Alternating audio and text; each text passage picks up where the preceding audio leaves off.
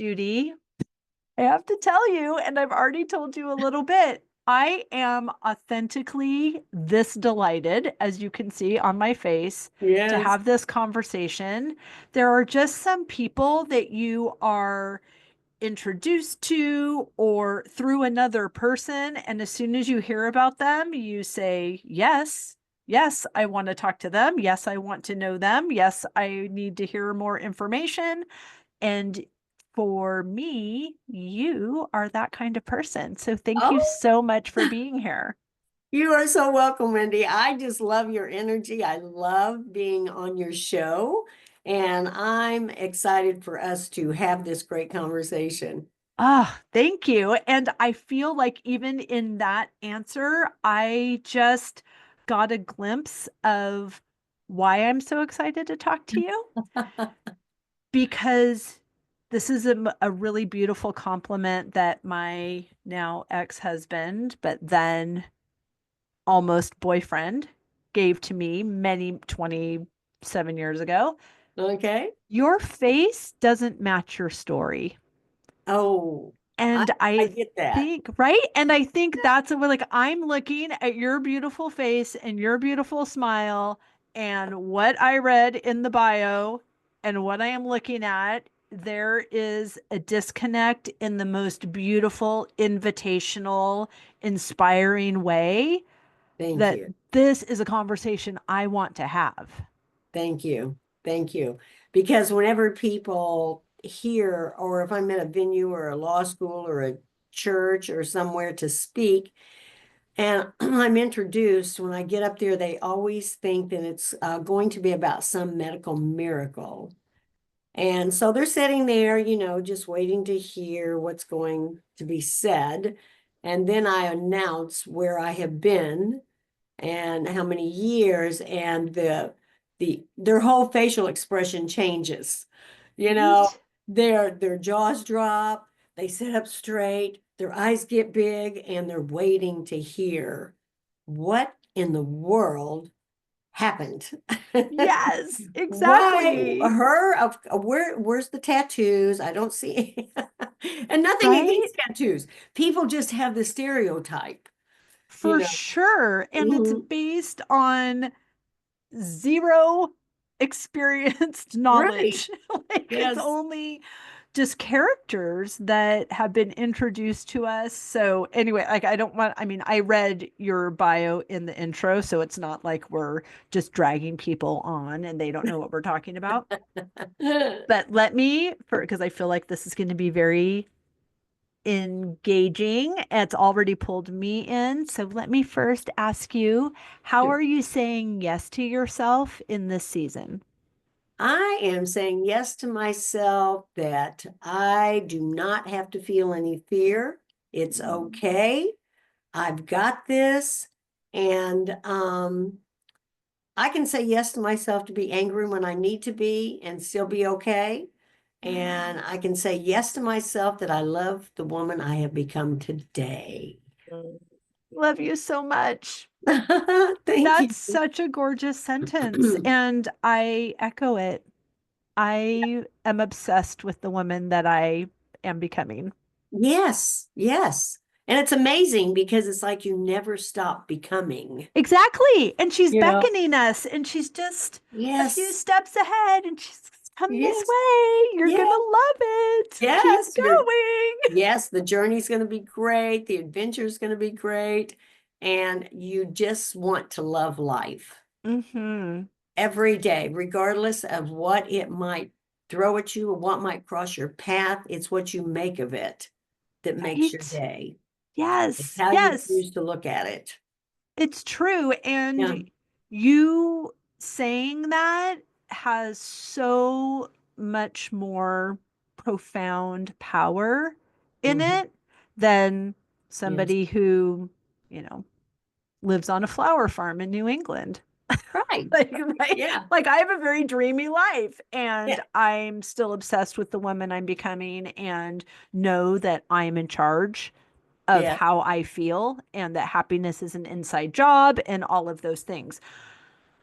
But I'm so eager to hear how you came to that belief and understanding and knowledge of your own power, or Okay. has that always been a practice? Oh no. Right. So, where do you want to start in this beautiful I story? I think, Wendy, I want to start where I didn't know who I was. Mm-hmm. And so many women don't know who they are. And it takes time and it takes patience and it takes resilience and it takes courage to want to find out who you are. Some of us can get so comfortable in the position that we're in of just not having to put any work in or having to figure out which direction they should take and watch the signs along the way.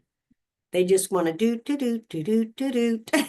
Right. It's and the not pay difference attention. between being the deliberate creator of your Right, own experience and creating by default.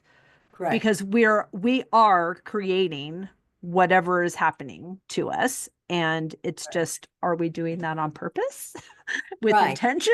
Or Yeah. is it just we're being un I don't want to say lazy because that sounds mean, but Passive, maybe yeah, just, passive, yeah, not just not not look practicing intention. right and not looking at red flags when they pop up. Yeah, Like that's a stop sign, red, stop, wait, right. you know, pay attention to what's going on here before you take that next turn or that next step. So, and that's what happened to me because I was a battered woman for 12 years. I'm And we had sorry. two children. Yes, I was, but I'll tell you, Wendy, being a battered woman, part of that process of being beat like that, and watching how he did that and feeling that helped save my life when a contract was put out on me. Mm, So, geez, how do you say it? It was kind of almost like a blessing in disguise, but one you totally. repeat, Yeah. you know? Yeah. It's like, gosh, I wish I could have figured that out without having that lesson. But I always said the school, life is a school. It's just like a college or anything else. You learn different lessons at different levels. And it's you either pass or you fail, you know? So I Right. got to where I could finally start passing my tests. And but I've always said too, without a test, there's no testimony. Without a message, Mm, message. I love So that. yeah, so if you really want to find your purpose in life, then you just have to grasp and navigate what your choices were and how you're becoming better because of those choices. Mm, Whether you have to look deep inside and start getting your therapy if that's what you need. hmm. Um, Start being creative with how you're going to help other people. Because giving back is a big thing that I feel we're created to do. Sure. So, because of the journey that led me where I was able to find my purpose. And so many women and men too do not find their purpose. They just live life and Yeah. don't find out why they were really created or what their talent is or what it is that they have to share with people to help them, to help others. So, whenever I, divorced my husband after 12 years, I finally had the courage to do that. Mm. And Congratulations. thank you. You're Thank you. I welcome. appreciate that because we're wired different whenever you're a battered woman. And we sometimes, our judgment's bad. We feel bad about ourselves. We don't like who we are. We think we're the ugliest thing that walked the earth, which I did. And so I attempted suicide. I was divorced in June, attempted suicide in September, Mm. and was in a psychiatric ward for 30 days, 30 to 60 days, and was directed by my doctors to move out of that area because he still would not leave me alone Mm. and moved down where my family was. So that's what I did. And looking for a new life, creating something different than what I had had in the past. yet I hadn't received the therapy that I needed to still make or be able to make yet good choices. Sure. So there's different kinds of addiction. There's drugs, alcohol, shopping, gambling. Yep. My, Busyness. yeah, yes. We just had a woman on the podcast a couple of weeks ago about talking about that addiction. Yes, I never thought about that, but that Mm. is true. My addiction was love. Mm. I am so good in business and things in that arena. However, whenever it came to relationships, I didn't know how to navigate those emotions, Mm. how to define what they were, um, how to love without being a caretaker, Mm. how not to love myself first and making me happy before I could really make anybody else happy. Right. My lessons were hard. I did do well when I first began moving down there with my family because we're a very close-knit family. I'm the oldest of eight. But my mother was also a battered woman, so it was like learned behavior. Mhm. I was taught that it's okay. You can still Mm. survive it.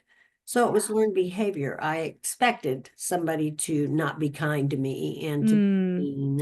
And whenever I was sexually assaulted by a minister, that kind of really seeded a lot of anger that I had never dealt with. And Yeah. my faith just went down the drain. Sure. I thought, well, where was God? He could have changed things, he could have done things differently. But um, I ended up then buying my own business when I moved down there with my family. And that was in February. We were doing very well, my children and I, my son and daughter. She was 12 and he was 3 at the time. Mm. Um, And so I bought a business in February. I met some new friends. We were out having dinner and I met an associate of theirs, and he and I started dating in April. And he was just so kind, so nice, all the things that I hadn't had. Sure. And he was so charismatic and so debonair and handsome. And, wore a three-piece suit, was very educated. And I could just see Wendy, um, a nice house and a little white Sure. picket fence around it, and the children all playing together. These little dreams that we had when we were little girls about Yep. what life was going to be, and I could see that with him. And it was like he never got angry because I smiled too much, or that I shouldn't wear this or I shouldn't wear that. Mhm. He wasn't controlling whatsoever, no jealousy. So that was all new and different to me. And he was Ah, very kind. He had been in the ministry at one time and was a real estate broker. Um, so, but, and I never saw any signs of that would warn me that there was any other personality or any other side to him other than the best side that I saw. sure. And would we even be available to see something different? Yeah, Right? I don't think so. Yeah.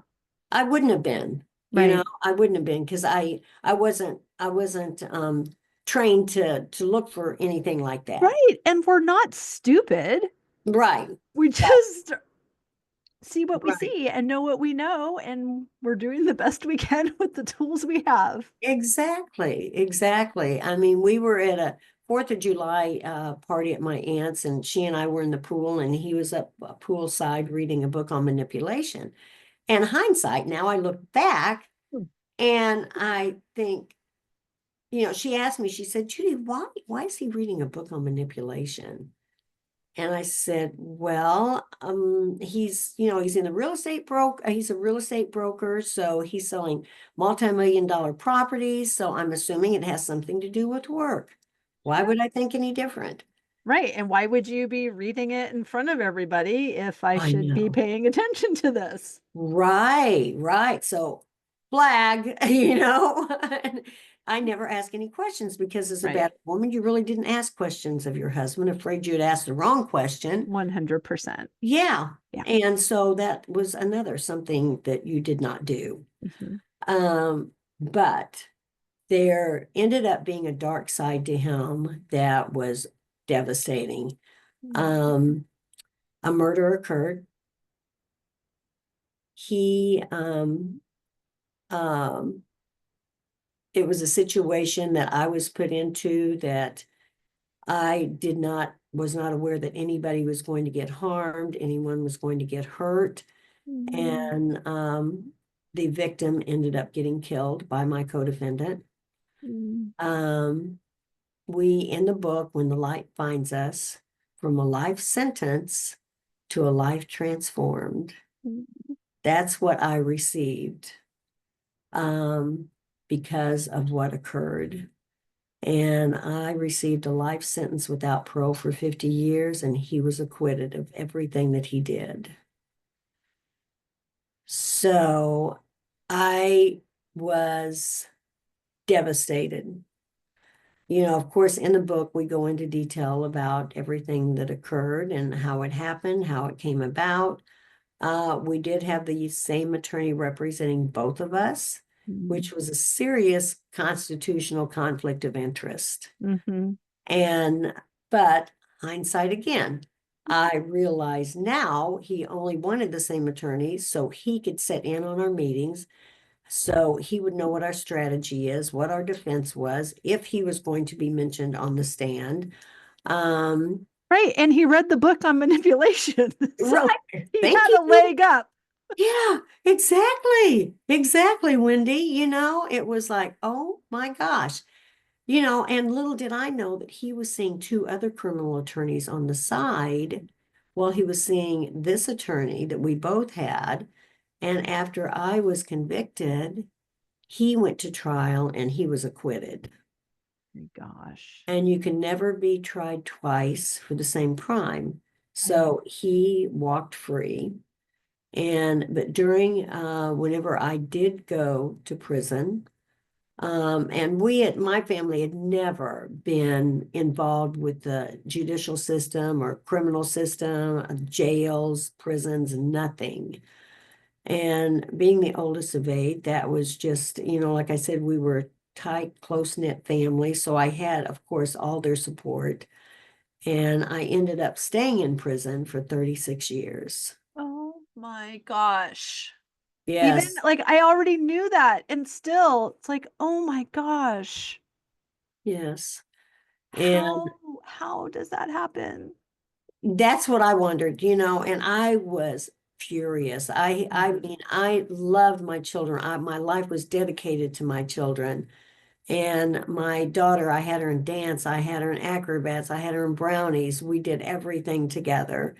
And she had turned 13 whenever I did go to prison, and my son was still 3 at the time. So, like I said, I met my co-defendant in April. He moved into our home, unbeknownst to me, until I came home one day from picking my son up at the nursery, and his suitcases were sitting in the foyer. And I said, why are your suitcases sitting here? He said, because I just feel like you need somebody to take care of you and the children. Oh You my know, I want to gosh. help you. I want us to be a family. And of course, that's what I always wanted. Right. You know, but I said, I don't have men move in with me, you know, with my children. Hmm. He said, but it'll be fine, Judy. It'll be fine. You know, we're going to be a happy family. And Oh my so gosh, this is a movie. yes, Ah. yes, I know. I know, yes. And so then whenever all of this happened, you know, I went to prison and he put a contract out on me there. Yes, somebody that was in the county jail with us. She still stayed there while I went on to prison and they became close. Oh my gosh. Yes, so he wanted to ensure that I was not going to testify against him. And whenever he put the contract out on me and I found out about it, of course, coming to prison to begin with is a very, very scary situation. Yes, I can imagine. Yeah. That was Amelia's Yeah. question, my 11-year-old. Oh, I please ask. told her, I said, "Oh, I'm interviewing this woman who was wrongfully accused of murder and she served 3 decades in prison." And Mhm. she's like, "Oh my gosh, really?" I said, "Yeah." I said, "What would you ask her if you were interviewing her?" And she was making the bed. She goes, "I would ask her, how was that?" Like, well, what do you mean? Like, how were the mattresses? How was the food? How was, she's like, "Yeah, the whole thing. How was that for you?" Like, Ah, good okay, question. I'll ask her. Good. How was that? I was like, Please let her know. it wasn't a cruise. It wasn't Right.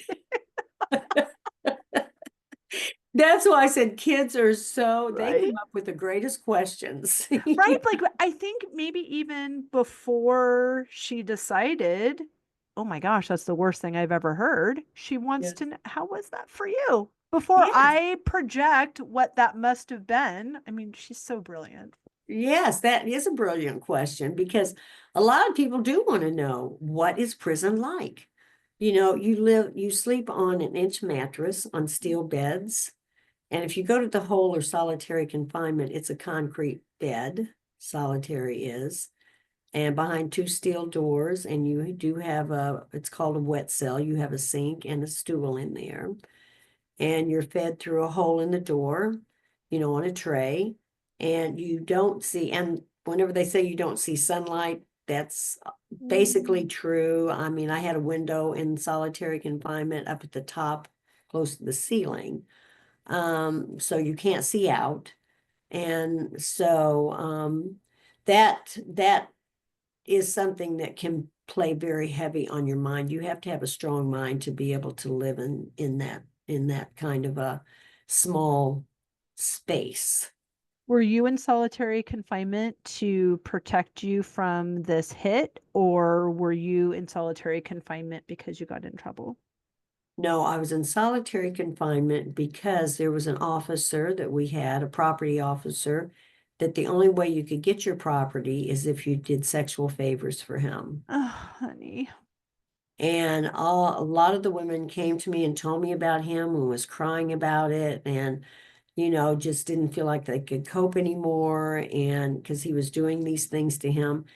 And I was already furious Mm-hmm. and angry, Wendy. So I For was doing sure. right Right. It's to like, what are you take going to this do? on. Throw me in jail? Yeah, Like, I'm here. exactly. Exactly. Yeah. So I had to figure out how to stop this, how Yeah. to for this not to happen, not to continue to happen, because he would not want to try that with me. I Yeah. was already angry enough. And so I wrote grievances about it. I tried to talk to staff about it. But back then it was like the good old boy system. All the staff had each other's backs. Mm. And they just turned a blind eye to it. But now there was some staff that went by the rules that were great. We went by the rules, they went by the rules, so that's how it's supposed to be. It's what's good for one is good for the other. So I figured, okay, the only way this is going to come to light and end is somebody's going to have to physically see this that's going to take it serious. Mm-hmm. And so I wore contacts at that time, and we didn't have contact solution in our commissary, in our canteen, which Mm-hmm. is our store. So our families could send us supplies such as that in. And so he would have to call me down there to the property room to give me those items. And so it just all worked out right. I was going down there, walking down the hall to the property room, and I saw a function unit manager, which is higher up than a caseworker, and very well respected, went by the rules, and he was coming my direction. And Mm-hmm. I just all of a sudden, kid, I started thinking, okay, what can I do? Yeah. What can I do? And so I had this idea when I go in the property room, don't shut the door, leave it open. Mm-hmm. And so I rushed in there pretty quick And I said, okay, I'm here to pick up my, my saline solution and what I need for my contacts. And he said, well, okay, if I give this to you, what are you going to do for me? And so quickly I said, whatever you want me to, because I knew the timing was going to be right, that he was going to look and see in that door. And Awesome. sure enough, it worked. And he reached over and he pulled me into him and kissed me. And I thought, got you, got you. Awesome. And so I turned around and I just quietly walked up to my unit where I was living. And it wasn't 10 minutes later, I was called to the warden's office. So there was a warden, the assistant warden, the investigator, the property room officer, and the function unit manager, and then of course myself. And everybody was there, and they said, okay, Judy, can you please tell us what just happened in the property room? And I said, I sure can. I said, Fred reached over and grabbed me and kissed me. And he jumped up and he said, I did not, I did not. I said, yes, you did. And I blurted out, I want to take a PSE, which is a stress test with your voice. Mm. And they said, you're willing to do that? I said, absolutely. And then, the function unit manager, he said he did witness this. And so they allowed me to take the PSE and I passed.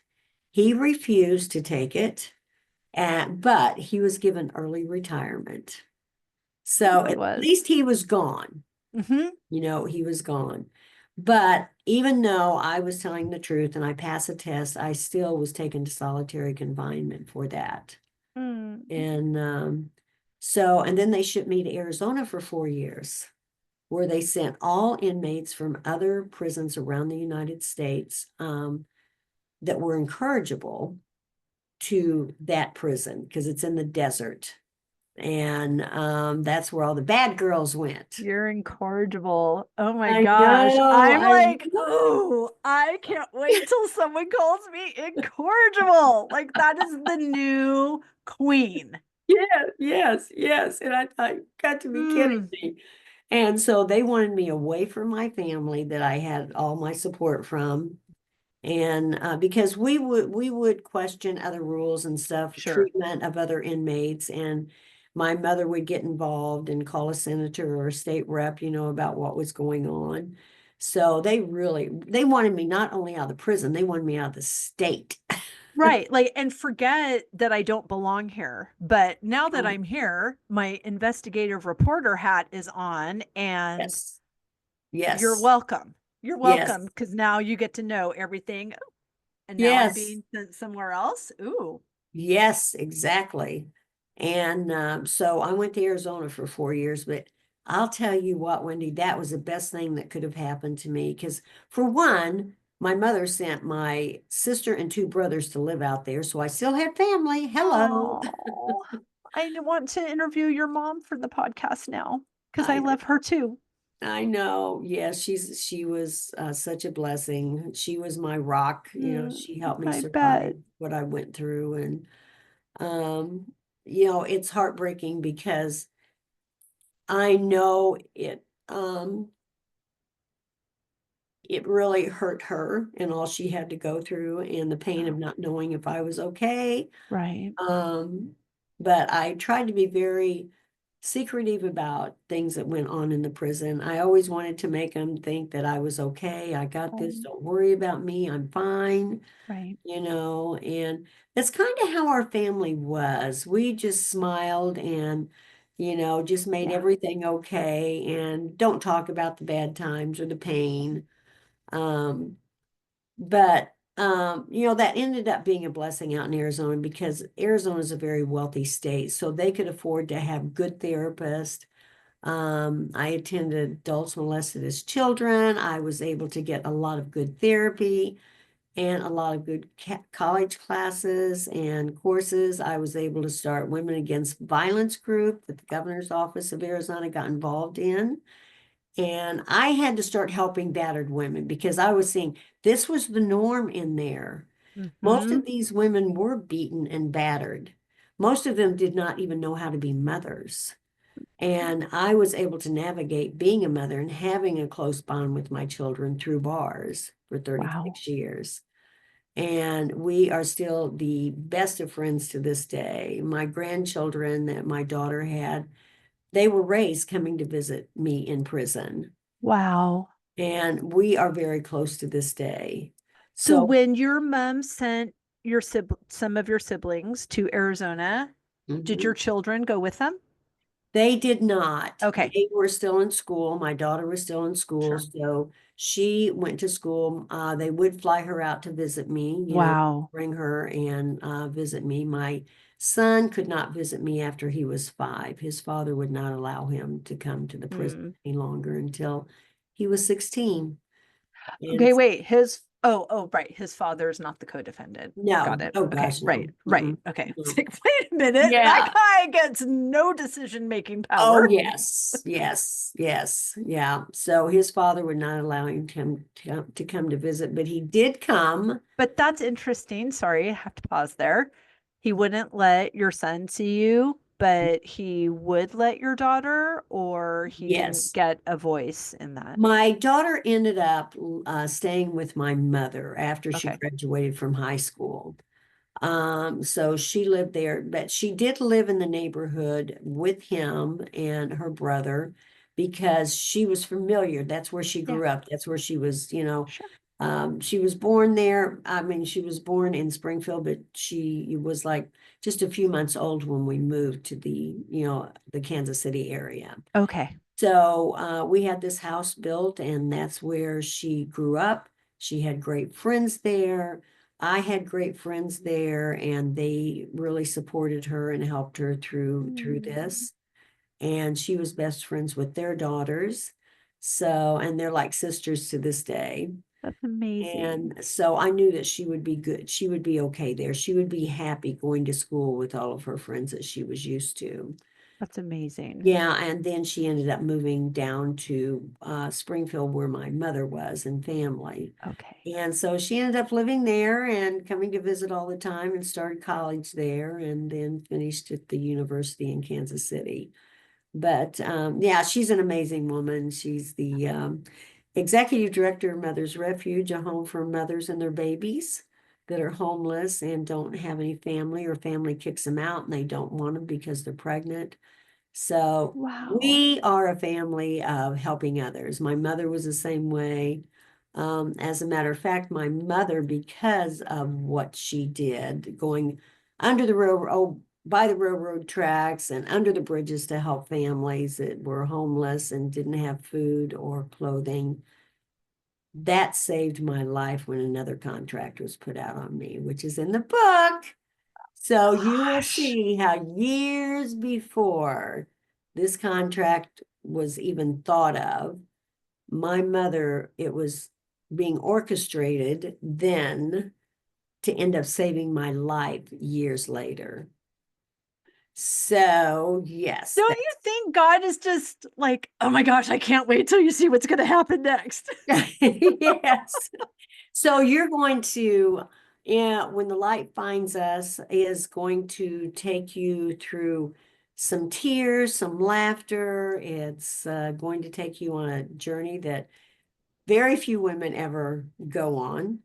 Um, but it's going to take you through a journey that's also going to hopefully touch your life in some way to help, to make you see how wonderful you really are, how there's nothing, absolutely nothing that women cannot overcome. We are the rock. We are the foundation of the family. Yeah. And we can hold that family together and we can thrive with or without husbands and boyfriends. And nothing against men. I'm not there. I'm not bashing men in any way because I know, Unless they're a-holes like the yes, ones that you yes, connected with. Like, oh yes. my gosh. Absolutely. Because of this book, I have ran into men that I've found that are just cry whenever they hear about this. And Right. they see their mothers in this book. Mm, And so it's very painful for them. And they have all this stuff that's coming to surface and they're getting therapy for it now. Sure. And they said, Judy, you might have meant for this to be for women, but men are seeing their sisters or their mothers or their Mm, aunts in it.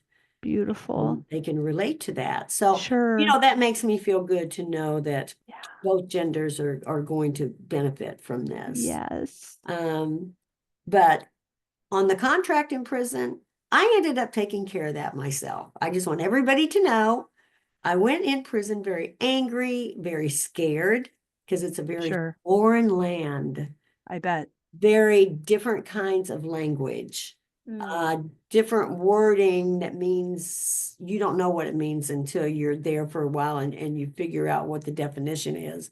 wow. Uh, but and your kindness is taken for weakness. So you have to figure out how you're going to navigate this foreign country that you've never been in before. And so I was able to do that, but I had to first stand my ground and Mm, let them know who I was because I was smiley, I was friendly, I was always wanting to help somebody because I was well taken care of. So, can I buy you this? Can I get you that? But that is taken for weakness. You mm, cannot be weak in prison. no. And so, whenever I found out about the contract, then I had to do what was necessary to save my life because she was known for carrying a shank, which is a prison knife, and she was a career criminal, so she knew the ins and outs of prison. Mm, Um, so I had to take care of the situation before she took care of me. And so that established with general population, as sweet and as nice as she looks, she can be horrendous right. on the other side of her. Don't F with Judy. That's right. Thank you. You're Thank you. welcome. Because if you do, beaches, That's right. here's what's going to happen. Oh my And gosh. yeah. But it was something that I had to establish because I was a For life, sure. I was one of the stabilizers, what they called us in prisons. They would put us on troubled dorms and try to stabilize that dorm and use us in those ways. So you had to be a strong lifer. Wow. Okay. So they use you as a stabilizer Mhm. because of your depth of character and because the length of your sentence. Sentence, correct. They feel Okay. like we have nothing to lose. Right. So we will do whatever necessary, excuse me, Mm-hmm. we want to make our surroundings peaceful Right. and,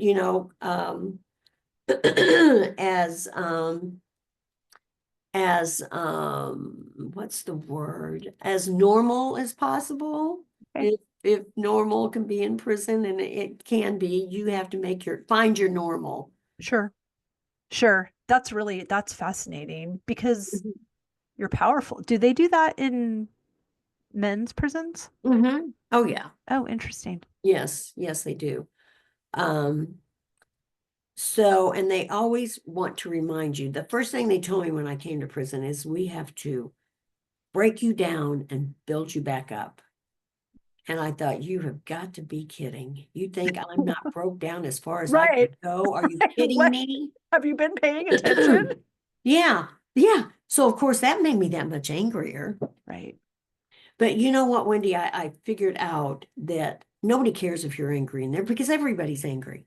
Mm, So what can you do that's different? mm, Because nobody cares if you're angry. You're the only one that's hurting yourself, right. with your own anger. So you have to, I decided, okay, you can either get bitter and stay bitter, or you can get Mm-hmm. better and grow. Mm-hmm. So I ended up getting better. Like I said, I got the therapy. I started programs for women and children. I became a certified paralegal. Oh my gosh. Well, I mean, and that's like anger is where justice is born. So Right. you did such a beautiful job of saying, that you can get, You can be bitter and you can stay bitter. So you please get angry. Please, Yes. we just Yes. had Bronwyn Schweigert on the podcast a few months Hmm. ago, and her podcast, she has a podcast as well called Angry at the Right Things. So anger is good. Yes. It's like we said, it's where justice is born. Yes. Staying angry is no Right. longer in service to your mission. Exactly. Exactly. Anger can motivate you Yeah, in the right direction. It's like a fuel. sure. So they keep telling me I'm going to die in prison and wanting to remind me I'm going to die in prison. No, I'm not. And I'm going to That's show right. you. So I started fighting in 1982. I was in prison longer than I was in the free world. So that was the world I ended up being accustomed to. And so I started putting together clemencies to the governor because I had exhausted all my appeals. Excuse me, I'm so sorry. No, I'm actually like, I'm always such a fan whenever I need to clear my throat. I'm like, ooh, something good's coming. Get your pencils out. I'm gonna write this down. It's so good. Yes, I just like what for you, like what yes, needs to be heard? What do you need to hear yourself say? That's right. what every time I'm clearing my throat. It's like, where am I silencing myself? Mm-hmm. And Mm-hmm. what do I need Yes, to hear myself say? So very true. what do you need to So hear yourself say? I want to hear myself say that attorneys aren't taught how to put clemencies together Oh, to the governor in law school. So I had to learn how to navigate that process. And it took me going through 6 governors being denied when 3 parole boards through those governors all recommended I be released. wow. Yes. P- Parole boards that they put together themselves. Parole boards were saying yes, and Yes, governors said no. correct. Oh my word. Correct. How many Yes. things do you have to fix around here? I know, kid. And then there was a governor in 2000 that was going to release me. And it's so sad to say that he and his son died in a plane crash in October, and I was getting released in November. Oh, So there was another hurdle, and oh it my was it was just gosh. horrifying for his family to lose their father and their brother. Mhm. And then for our state, because he was a great governor, um, and he had the compassion, he had the empathy for people incarcerated that shouldn't have been there. Mm-hmm. But I must also say that the prosecutor that prosecuted me, he ended up being my biggest advocate. Oh, that's Yes. beautiful. Yes, I was shocked that he did that, but in the book, it'll tell you how we came about connecting again Oh, and good. how he was, how he navigated, getting the message to them that I should be released.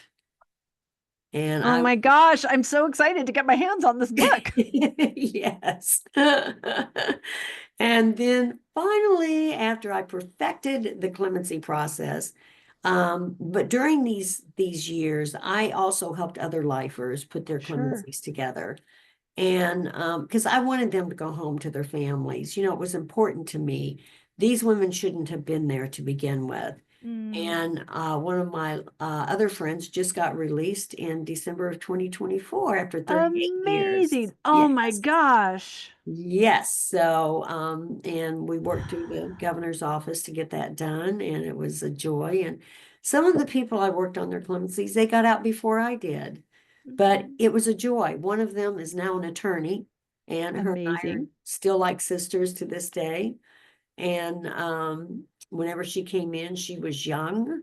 And so I kind of what we call took her under my wing Hmm. because she was cute and I didn't want things happening to her while she Hmm. was, in there. And Yeah, she had a long sentence. So we became protectors also, sure. or other lifers came in and had long sentences.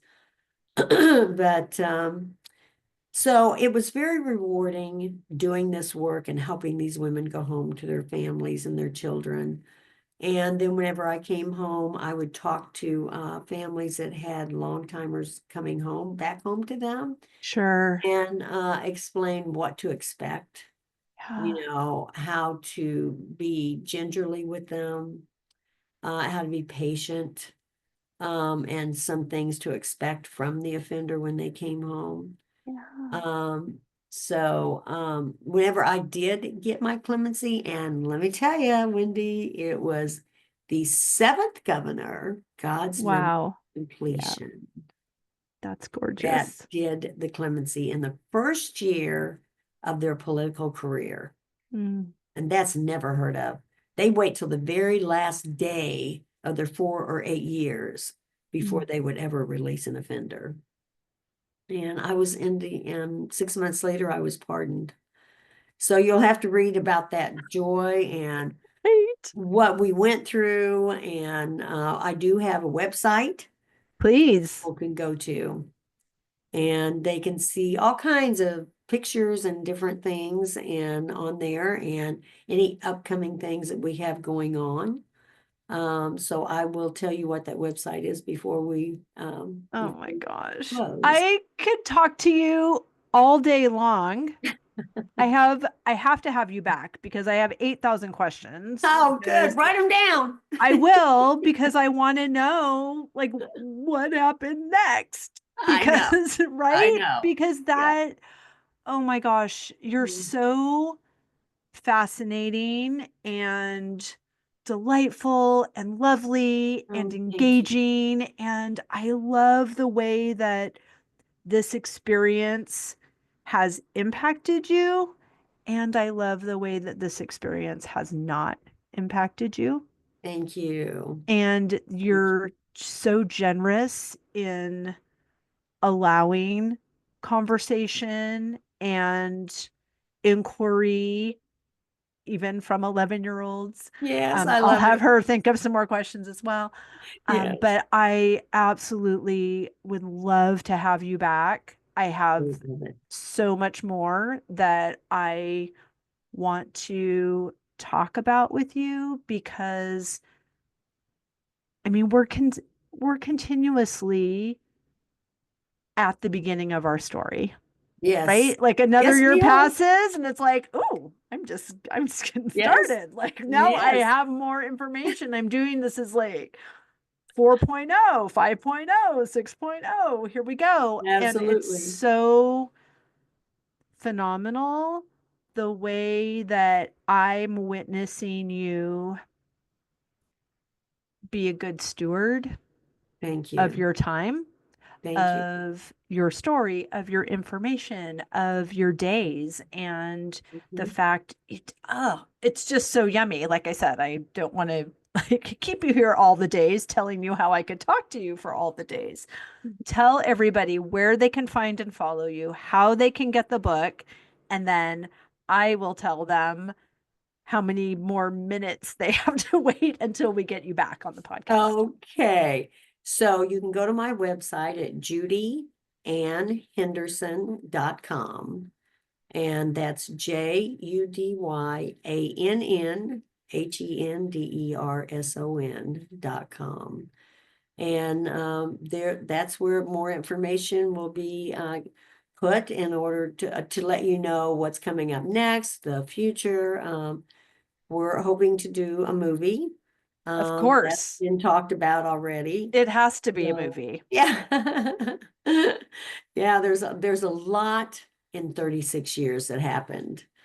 And and what I'm doing today, I'm still working with an agency for an agency that I came and spoke at, and they said, "Why aren't you angry? Why aren't you bitter at all this that happened to you?"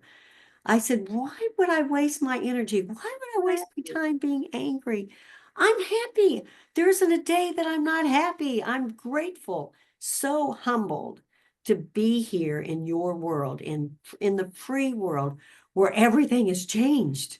Oh my gosh. I mean, we could talk about that. How I didn't Right, flush a stool, whenever I came home, how I didn't right, know how to use a cell phone. There's Yeah. just so much about your world that was so foreign to me. It was like being dropped off into another world again. And Right. so yeah, I could talk to you too, Wendy, Oh forever. my gosh, you're such a queen. Okay, thank you for being here. I cannot wait until next time. Thank you for You're welcome, everything. Wendy. Thank you for having me. Ooh, anytime.